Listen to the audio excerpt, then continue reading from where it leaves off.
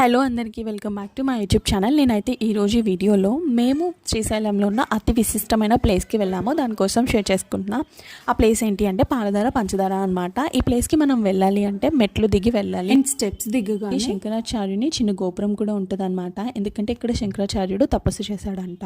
యాక్చువల్గా పాలధార అంటే శివుని లాలటంకి తగిలి పడిన వాటర్ని పాలధార అని అంటారు. ఈ తీర్థం తీసుకునేటప్పుడు కూడా శివుని జ్ఞాననేత్రం నుంచి వచ్చిన దారలాగా భావించి తీర్థం తీసుకుంటే చాలా మంచి ఫలితం ఉంటుంది.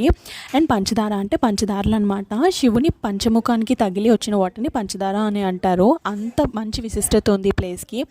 వాటర్ కూడా ఎంత ప్యూర్గా ఉన్నాయంటే అసలు వాటర్ ఎక్కడి నుంచి వస్తున్నాయో కూడా తెలియదు. పైన చూస్తే అంత ఫారెస్ట్, కానీ వాటర్ 365 డేస్ వస్తాయంట. అండ్ వాటర్ టేస్ట్ కూడా మనం రెగ్యులర్గా తాగే వాటర్ టేస్ట్ కన్నా చాలా బాగుంది. శ్రీశైలం వెళ్తే ఖచ్చితంగా ఈ ప్లేస్ని విజిట్ చేయండి. అండ్ వీడియో నచ్చితే లైక్ చేయండి, షేర్ చేయండి, ఛానల్ని సబ్స్క్రైబ్ చేసుకోవడం అసలు మర్చిపోవద్దు. మేము ఎక్కడికి వెళ్ళామనేది ఇంకో వీడియోలో